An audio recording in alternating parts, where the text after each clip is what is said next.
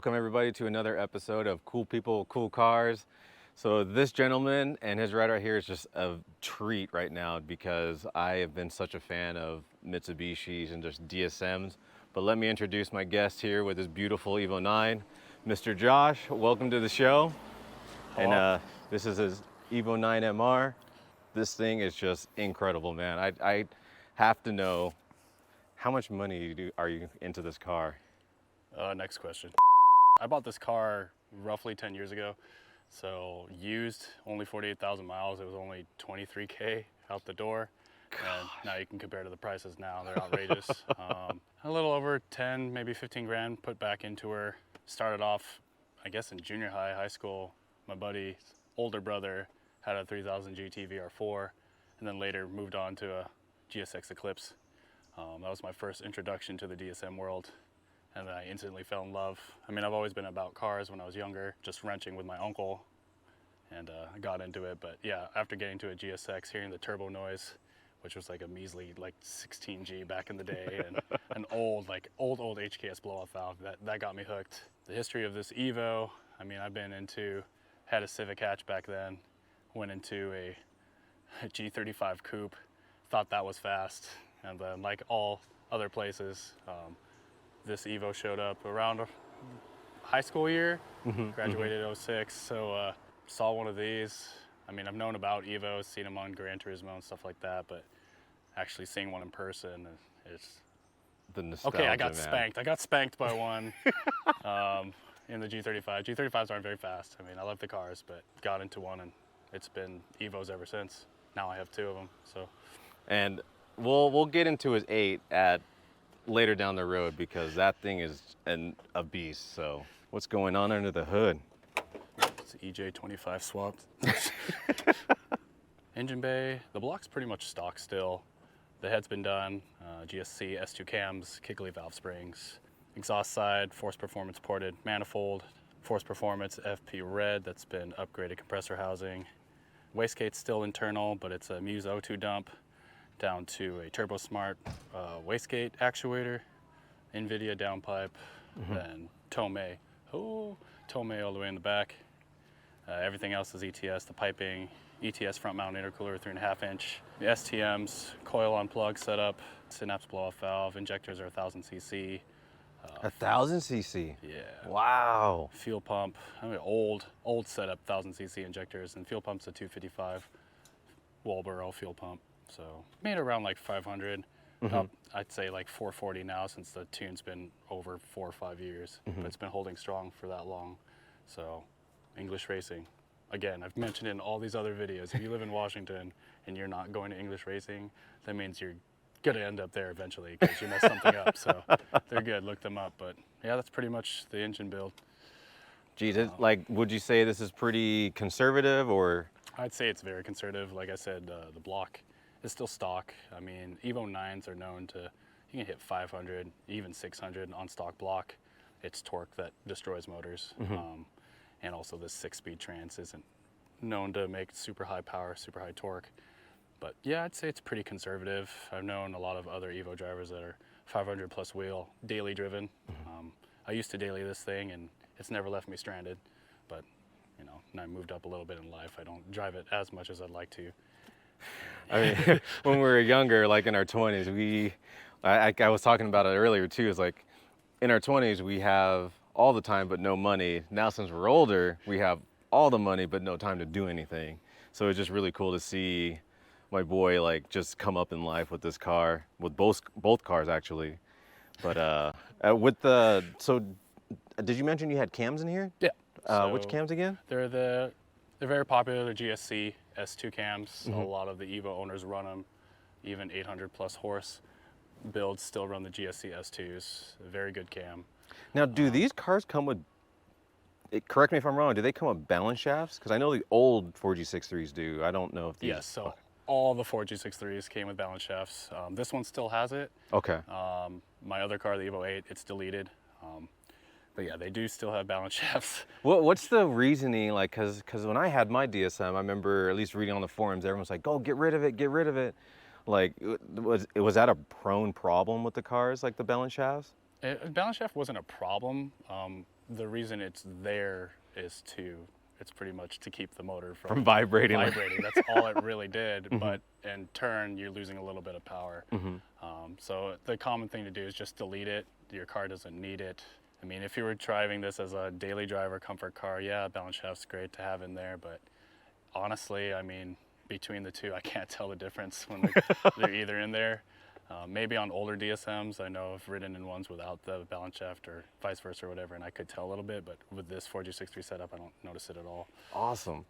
Now, I remember too, again, this is just me back from the Galant days, oil pump. Wasn't that a common issue with 4G63s? Like they would just starve the engine at higher RPMs? Yeah, oil pumps pretty much been an ongoing issue for most of the 4Gs. I'd say the first generation 4G63, and then when it went to the 4, 5, and 6, it improved.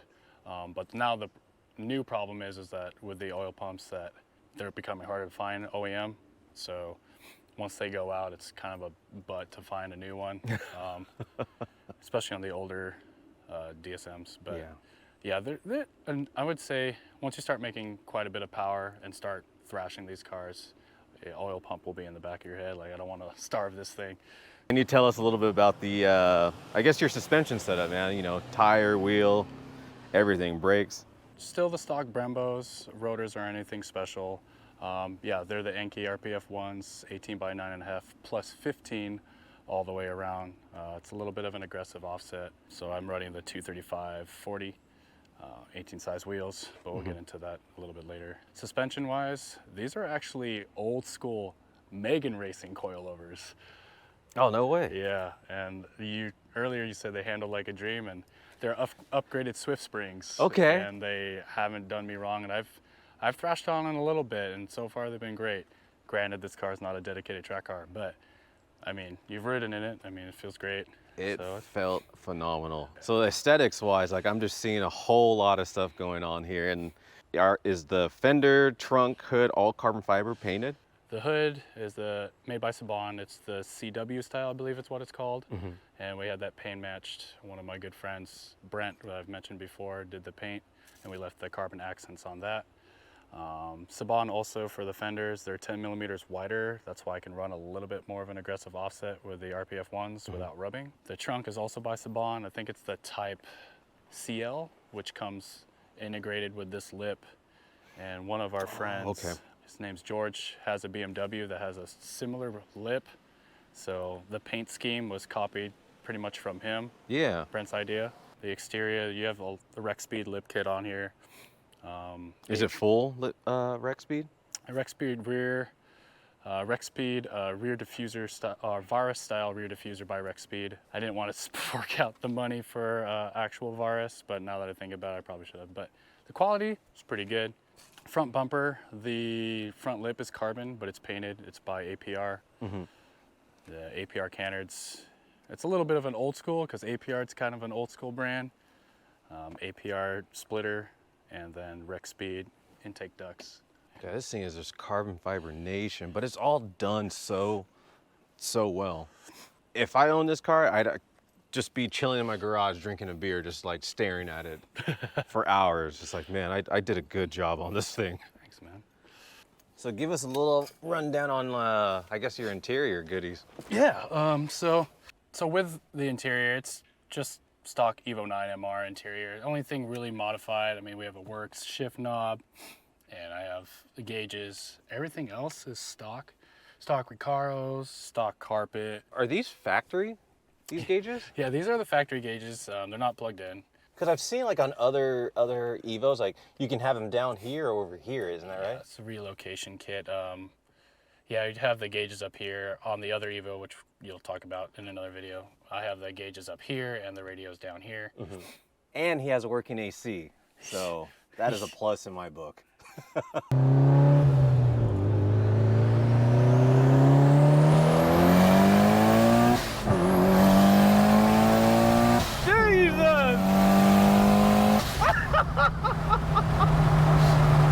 Holy! This thing rips, dude! All smiles, everyone. All freaking smiles. Josh, I got a few questions for you. So why do Evos have branded titles? The typical, you go on Marketplace, says lightly modded, and you go down the list, rebuilt title, savage title. Why do Evos have branded titles? Being an Evo driver for a while, cars are too fun to drive. Even in stock form, they handle really well. Boost is really good. A couple bolt-ons and you're near 400 wheel. And I mean, I don't know if you saw the earlier clip, but they can be really fast. They can be really fun. Oh, yeah. So a lot of them get either blown up or crashed or both. I don't know if people are necessarily a bad driver, but the Evo will kind of compensate for kind of just bad driving in general when you try to drive it fast. Which trim of Evo was the best? Because there was the RS, MR, I think GSR. They had a lot of trims, didn't they?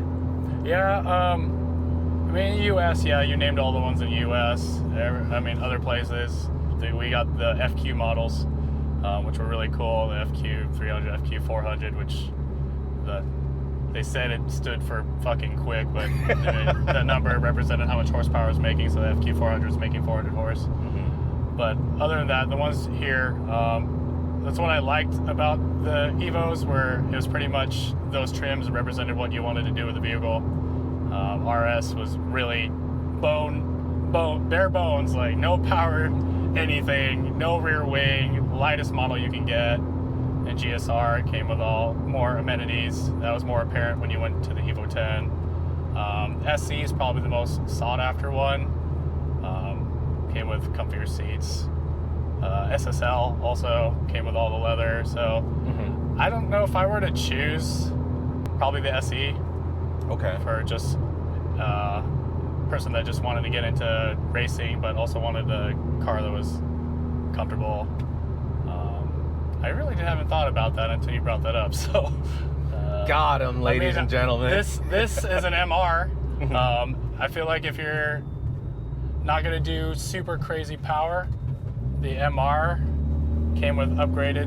I mean, in the 9 it was like upgraded hot side. Suspension was a little different. The wheels were different. But I don't know. The 6-speed trans. That's also another one, which is debatable whether it was a good transmission or not. Mine, knock on wood, hasn't grenaded yet, but it's still 6-speed. I mean, which is necessarily stronger, the 6 or the 5-speed? I would say the 5-speed when you're going for higher power. Mm-hmm. I mean, I like the gearing in the 6-speeds for the track,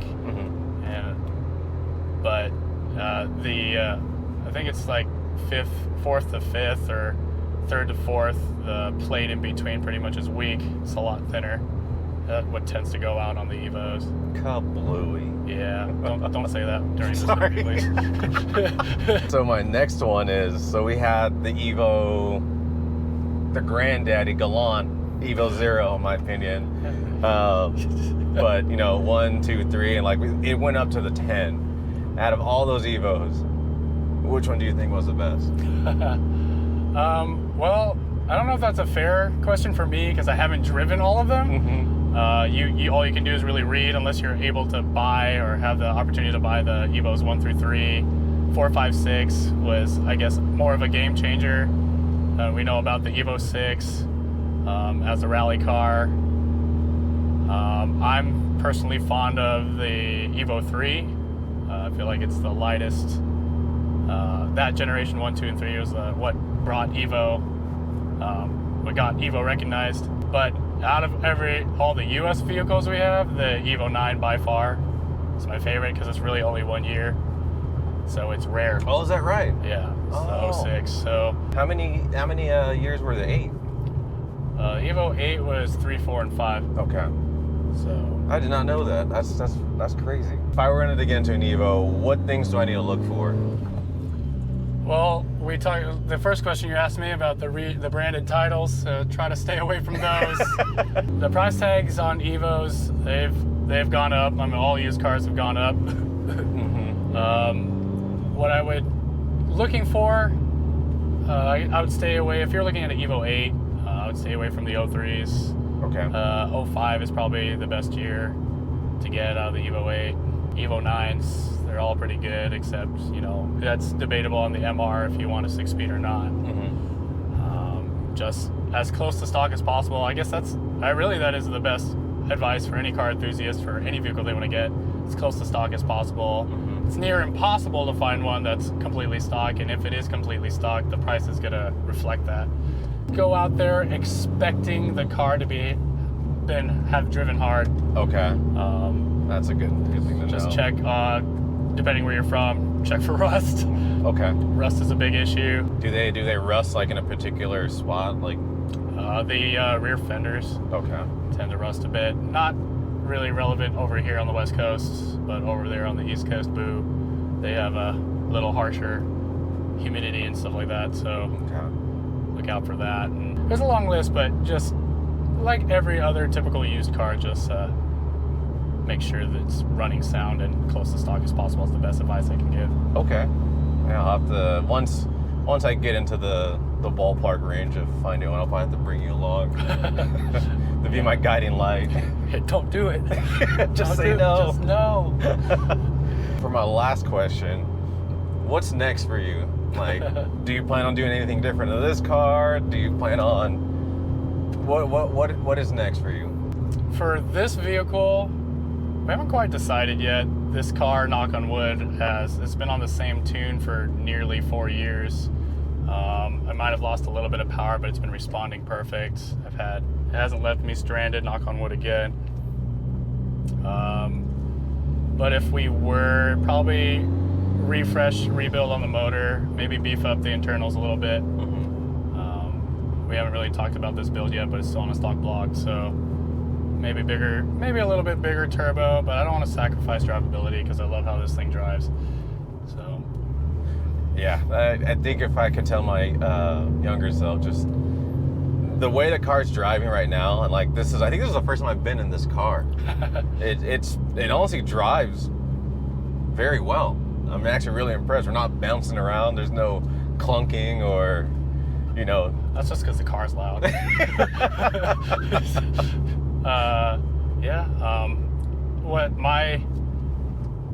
The way I like to build a street vehicle, a street car, I learned this from one of my old friends way back when. I haven't talked to him in a while. His name's Justin. He used to own a shop called P1 Motorsports.